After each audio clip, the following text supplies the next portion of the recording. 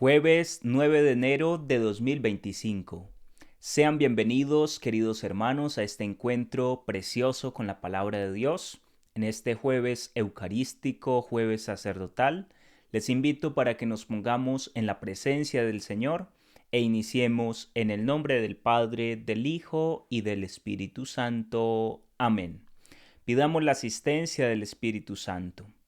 Oh Espíritu Santo, amor del Padre y del Hijo, inspírame siempre lo que debo pensar, lo que debo decir, cómo debo decirlo, lo que debo callar, cómo debo actuar, lo que debo hacer para gloria de Dios, bien de las almas y mi propia santificación. Espíritu Santo, dame agudeza para entender, capacidad para retener, método y facultad para aprender, sutileza para interpretar, gracia y eficacia para hablar. Dame acierto al empezar, dirección al progresar y perfección al acabar. Amén. Espíritu Santo, ilumínanos y santifícanos. Con mucha alegría les comparto, queridos hermanos, las lecturas correspondientes al día de hoy. La primera lectura es tomada de la primera carta del apóstol San Juan, en el capítulo 4, versos 19 al capítulo 5, verso 4. Queridos hermanos, nosotros amemos a Dios porque Él nos amó primero. Si alguno dice amo a Dios y aborrece a su hermano, es un mentiroso, pues quien no ama a su hermano, a quien ve, no puede amar a Dios a quien no ve. Y hemos recibido de Él este mandamiento: quien ama a Dios, ame también a su hermano. Todo el que cree que Jesús es el Cristo ha nacido de Dios, y todo el que ama al que da el ser ama también al que ha nacido de Él. En esto conocemos que amamos a los hijos de Dios, si amamos a Dios y cumplimos sus mandamientos. Pues en esto consiste el amor de Dios, en que guardemos sus mandamientos. Y sus mandamientos no son pesados, pues todo lo que ha nacido de Dios vence al mundo. Y lo que ha conseguido la victoria sobre el mundo es nuestra fe. Palabra de Dios. Te alabamos, Señor. Oremos con el Salmo 71. Se postrarán ante ti, Señor, todos los pueblos de la tierra. Dios mío, confía tu juicio al Rey, tu justicia al Hijo de Reyes, para que rija a tu pueblo con justicia, a tus humildes con rectitud. Él rescatará sus vidas de la violencia, su sangre será preciosa a sus ojos. Recen por él continuamente y lo bendigan todo el día. Que su nombre sea eterno y su fama dure como el sol. Él sea la bendición de todos los pueblos y lo proclamen dichoso todas las razas de la tierra. Se postrarán ante ti, Señor, todos los pueblos de la tierra. El Evangelio, queridos hermanos, es tomado de San Lucas, en el capítulo 4, versos 14 al 22.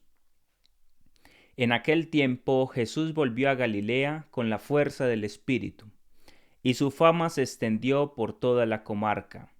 Enseñaba en las sinagogas y todos lo alababan. Fue a Nazaret, donde se había criado, entró en la sinagoga, como era su costumbre los sábados, y se puso en pie para hacer la lectura. Le entregaron el rollo del profeta Isaías, y desenrollándolo encontró el pasaje donde estaba escrito: El Espíritu del Señor está sobre mí, porque Él me ha ungido, me ha enviado a evangelizar a los pobres, a proclamar a los cautivos la libertad, y a los ciegos la vista, a poner en libertad a los oprimidos, a proclamar el año de gracia del Señor. Y enrollando el rollo y devolviéndole al que lo ayudaba, se sentó. Toda la sinagoga tenía los ojos clavados en él. Y él comenzó a decirles: Hoy se ha cumplido esta escritura que acabáis de oír. Y todos le expresaban su aprobación y se admiraban de las palabras de gracia que salían de su boca. Palabra del Señor. Gloria a ti, Señor Jesús. Démosle gracias a Dios por esta palabra con la cual nos alimenta en este día. Queridos hermanos, en la primera lectura que acabamos de escuchar, dice el apóstol San Juan: nosotros amemos a Dios porque Él nos amó primero. Y esa es la grandeza del amor. No en que nosotros hayamos amado a Dios, sino que Él se adelantó a amarnos primero. Toda respuesta que nosotros podamos dar en la línea del amor es resultado de habernos experimentado amados por Dios, haber conocido el amor de Dios ante todo. Y el apóstol nos sigue insistiendo en la importancia de amarnos los unos a los otros, de amar a Dios y amar a los hermanos. Dice el escritor sagrado: si alguno dice amo a Dios y aborrece a su hermano, es un mentiroso, pues quien no ama a su hermano a quien ve, no puede amar a Dios a quien no ve. Todo es un tema de fe, y la primera manifestación de la fe en Dios es amando a los hermanos.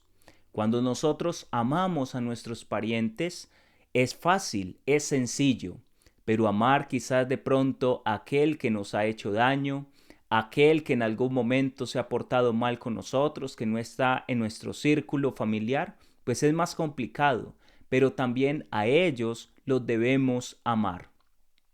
Amar al hermano no se trata solamente de una vocación al amor hacia nuestros parientes, hacia aquellos con los cuales compartimos las líneas de la sangre, sino se refiere también a todos los hijos de Dios, y por eso todos somos hermanos.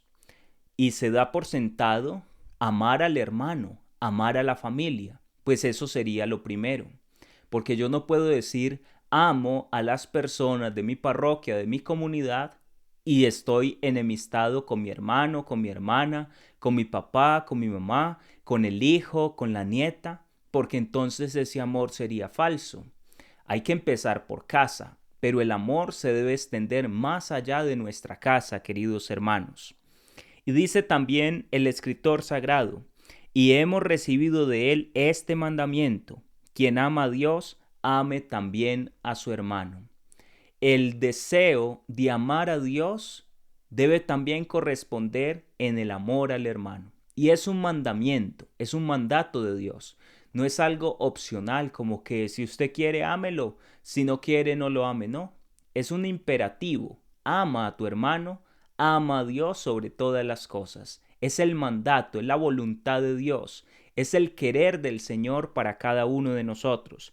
Estamos llamados a recibir el amor de Dios en primera instancia y luego corresponder amando a nuestros hermanos. Dice el apóstol: pues en esto consiste el amor de Dios, en que guardemos sus mandamientos. Y sus mandamientos no son pesados, pues todo lo que ha nacido de Dios vence al mundo. Se trata de nacer de lo alto para empezar a cumplir los mandamientos de Dios. Si no hemos nacido de Dios, los mandamientos se convierten en una carga pesadísima para nosotros. Hay quienes dicen: no, yo cómo voy a cumplir ese mandamiento, ni loco. Hermanos, pero por eso hay que nacer de lo alto. Hay que pedirle a Dios ese nacimiento espiritual en Él, nacer del agua y del Espíritu Santo. En el Evangelio del día de hoy que escuchamos hace un momento, dice que Jesús volvió a Galilea con la fuerza del Espíritu. Y ese encabezado que tiene el Evangelio de hoy marca el por qué Jesús habla con tanta autoridad y todos se quedan mirándolo y lo alaban y le dan su aprobación, ya que tiene la fuerza y el poder del Espíritu Santo en sus palabras. Nadie puede hacerle frente, ni nadie puede contradecir su doctrina, porque habla con la autoridad de Dios. Dice que él enseñaba en las sinagogas, y asimismo hizo cuando llegó a la sinagoga de Nazaret, de donde se había criado. Y entonces tomó el rollo, le entregaron el rollo, y era el pasaje del profeta Isaías, donde dice que el Espíritu del Señor está sobre mí, porque Él me ha ungido. De allí que Jesús sea llamado el Cristo, el ungido, aquel que ha recibido la fuerza del Espíritu Santo. Y dice también, me ha enviado a evangelizar a los pobres, a proclamar a los cautivos la libertad y a los ciegos la vista, a poner en libertad a los oprimidos, a proclamar el año de gracia del Señor. Este es el proyecto evangelizador de Jesús. Y si se dan cuenta, comienza evangelizando a los pobres, llevando una buena noticia a aquellos que han sido olvidados. Los primeros destinatarios de la evangelización son los pobres, no los únicos, pero sí los primeros destinatarios. Los primeros a los cuales se les debe predicar el reino es a la gente sencilla, a la gente humilde. Y también dice a proclamar a los cautivos la libertad, sobre todo a los que están cautivos en su corazón, a los que están esclavos de vicios, de pecados, a decirles, puedes ser libre, puedes romper con ese yugo. No hay necesidad de seguir encadenado a esa situación, a esa persona. Y también a los ciegos la vista.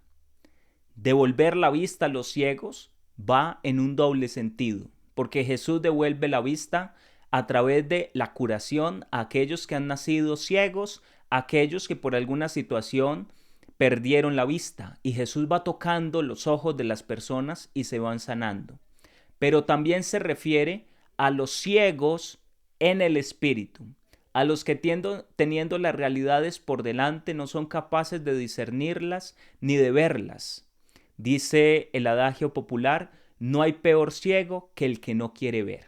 Y eso es totalmente cierto, pero Cristo viene a romper con esa ceguera espiritual que no nos deja ver las realidades de este mundo tal y como son.